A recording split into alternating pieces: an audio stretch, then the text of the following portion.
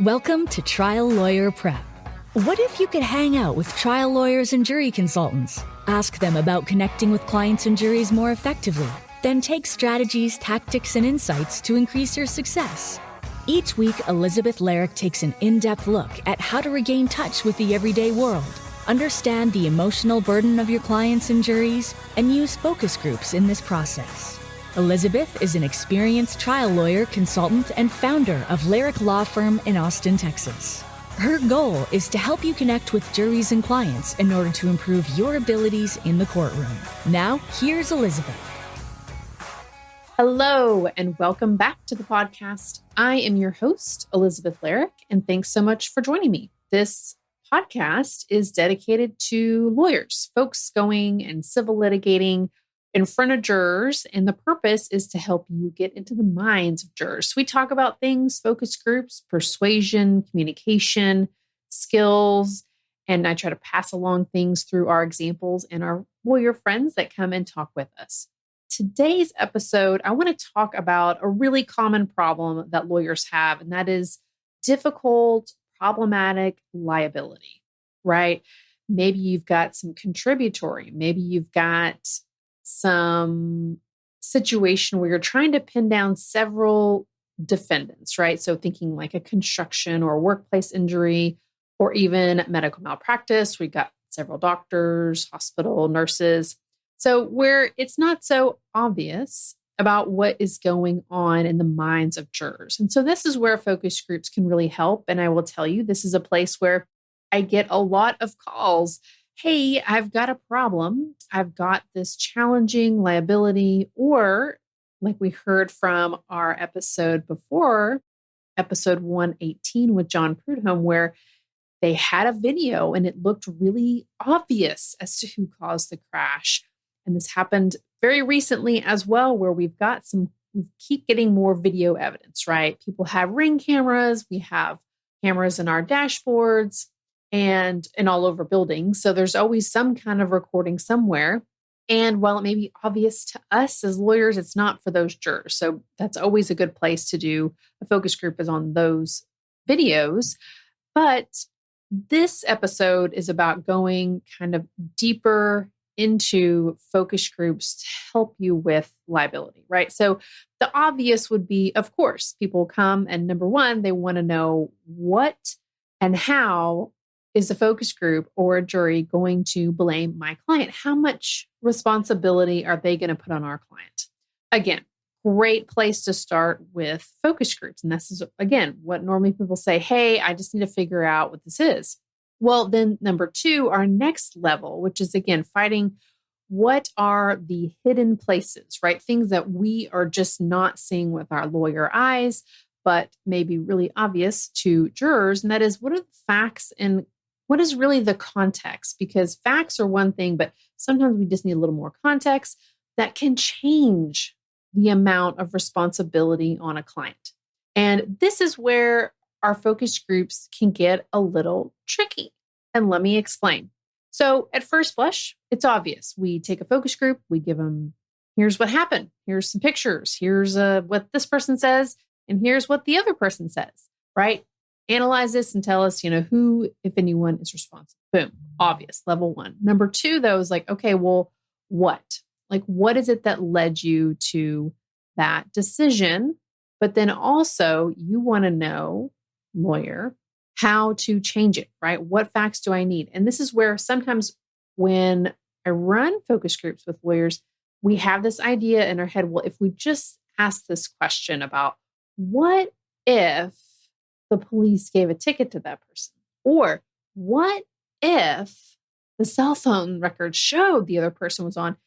So we're like adding facts, but we're putting them into questions, right? This is really, really tricky because what can happen is we really run into showing some bias. And it may not be this, bell that goes off inside our participants' minds, but their little brains are like, wait a second. He's adding more information. He just said he didn't have more information. Now he's adding more information. Wait a second. Now I've got to analyze more information. And there comes a little bit of frustration. And I've even had participants who basically say, like, I don't know anymore. I need more facts. Well, that's really not helpful for you as a lawyer because you want them to analyze the new information. So from a presentation thought, you have to be very careful and very thoughtful about creating a presentation that is layered and that doesn't just have like all this information and then you're going to start dribbling out facts in questions. Because again, you're going to start to see people not want to analyze the additional information, or they get dug in and they won't even take in the information. Like, no, nothing's going to change my mind. Well, we know that that's really not true. Things can actually change people's minds. This is where you want to make sure that you work with somebody who's done focus groups, right? Because you want to dig in, you want to get that hidden stuff. You want to find what that facts and context is in that same focus group. Because again, you want to make sure that you're peeling back the onion and getting as much as you can out of a focus group. And so a good example of this that recently came up, and again, you may have a similar case, which is a situation where it's a car crash and the injured person is not wearing a seatbelt. Well, here in Texas, you get to now talk about that as a mitigation of damages, right? So choices that the injured person takes, not wearing a seatbelt. So this was a really big factor in this case. So they said, hey, we know that this is typically really terrible, but we still need to run a focus group and figure out how can we navigate this. And more importantly, there was some evidence and obviously, you name it, experts, of course. And so what we did was we created a layered presentation in a way where it didn't look like, oh, we're just adding more facts, right?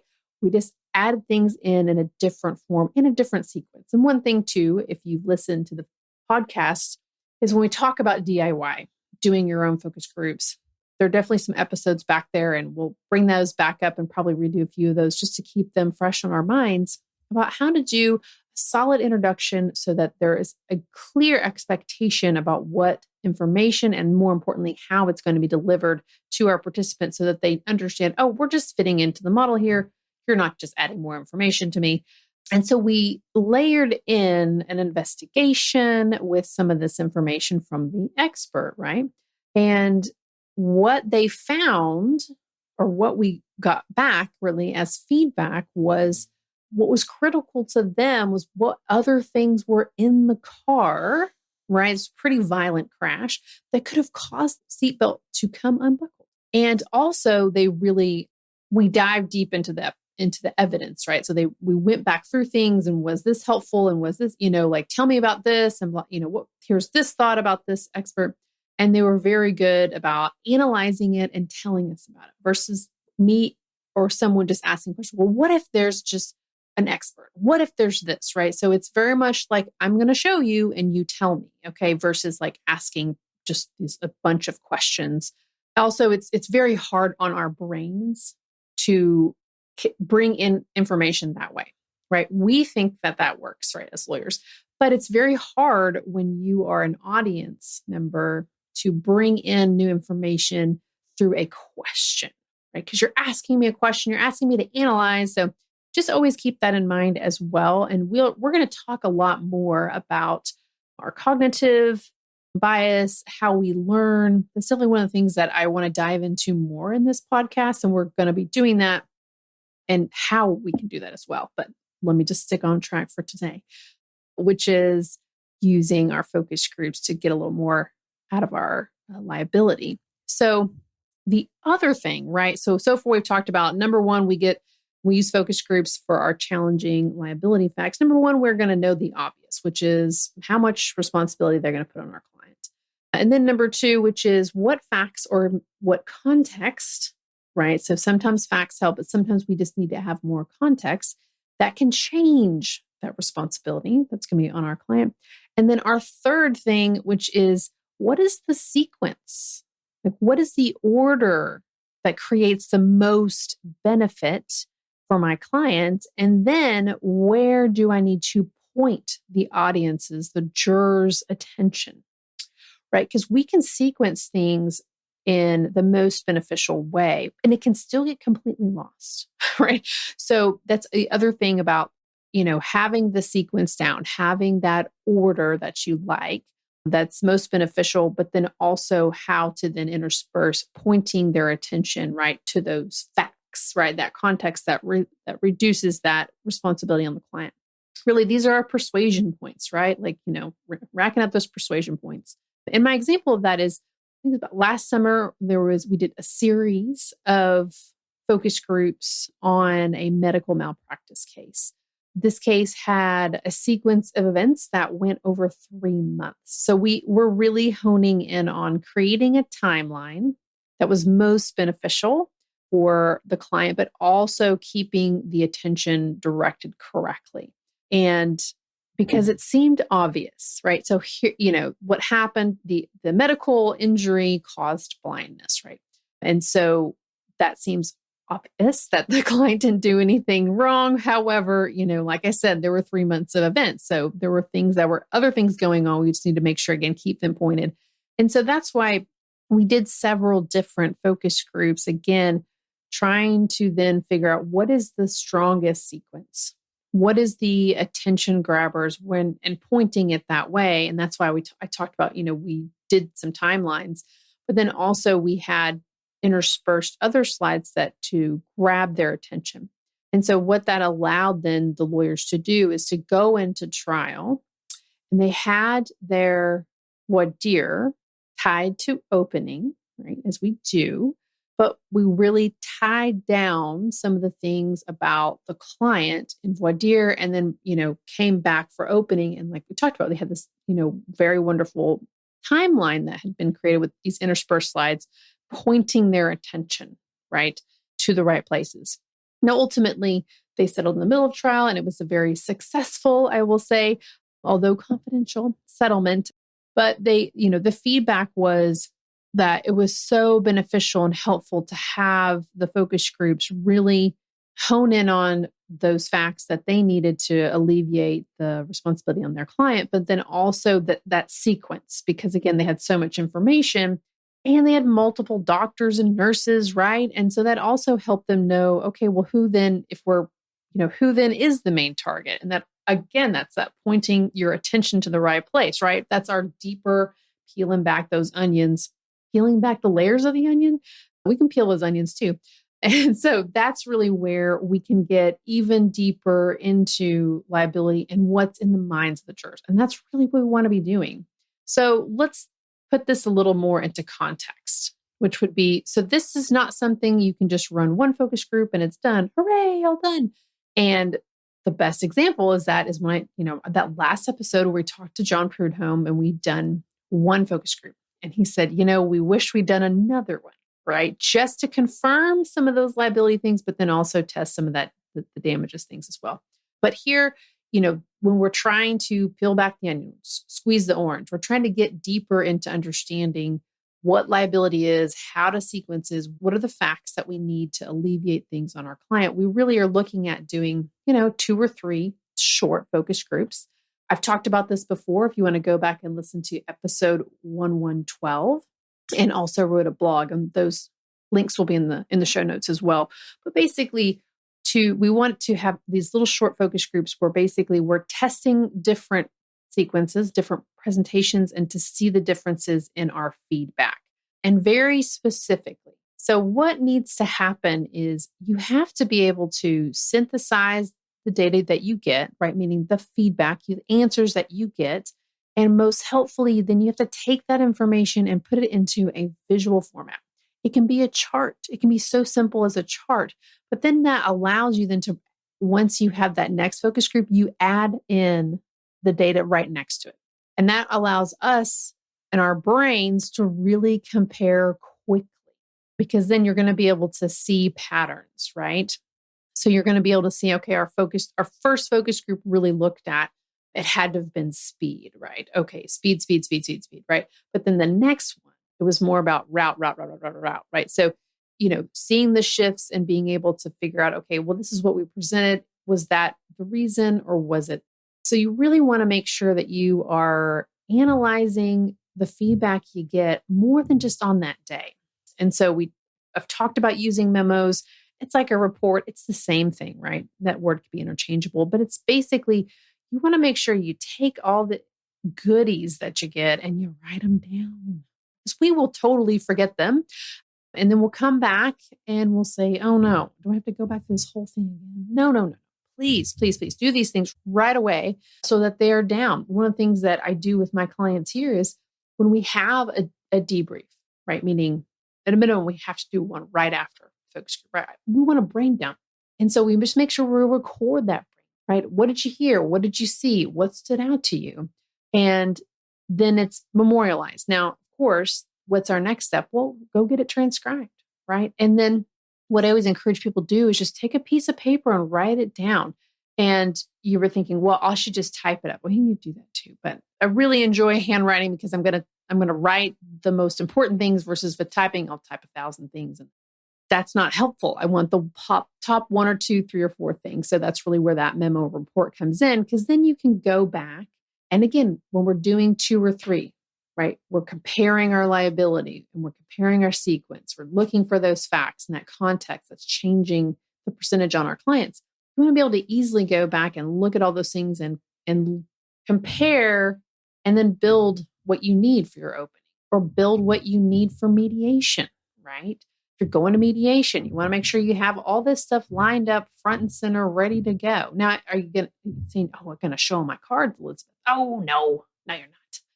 You're not giving them the full meal deal, not the full razzle dazzle, but you are doing enough because it's mediation here. We got to make sure we're solidifying what we need for liability.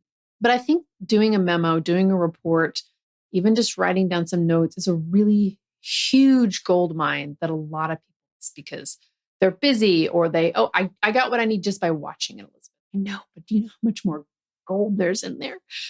There's a lot more in there. And you really want to get the most bang for your buck. Okay. This is really what it's about. Let's squeeze our brains to make sure we got everything out of those focus groups, right? So, and you can do all this on your own. You've heard me talk about it I had Keith Stover come on and he talked about running his own focus groups, right? We talk about that here on this podcast as well. These are things that you can do, right? We've got a lot of how-to episodes here on this podcast. But let's just summarize this one and we'll get you out the door here, which would be using focus groups to really dive deeper into difficult, challenging liability situations. We're talking about these contributory negligent situations, these situations where we're trying to pin down several defendants, right? The ones that we can actually recover from, or the ones that did the worst. Or like with my example with John Prudhomme, where it looks really obvious to us, but something's missing here because we're not getting this case settled. So number one, of course, focus groups are going to give you how much responsibility is on your client compared to everybody else. Number two, what facts or context can change that amount of responsibility on your client. And number three, going deeper, which would be the sequence, the order of facts, the framing that creates the most benefit for the client, and then where to point their attention, right? This is that persuasion, like really where to get their attention and pointing in the right direction. And that can be done without being super obvious either. So hopefully this episode was helpful. I know that we have a lot of cases probably in our files that have some challenging liability. Focus groups are a great place to help you get organized and again, feel more confident in the case that you are building. All right. If you are curious about learning to run your own focus groups, I do have a live course. If you're interested, just jump on the email list. There'll be a link in the show notes for when, and the email is the only place that I actually release when the next opening will be. So jump on that email list. I promise I won't bombard your inbox. We have about 1 or 2 emails a month. I hope that this episode was helpful. If it was, please rate and review on your favorite podcast platform. Share with other lawyers or maybe somebody who is having a challenging liability situation so they can find the tool of focus group to help them get on. All right. Until next time, thank you.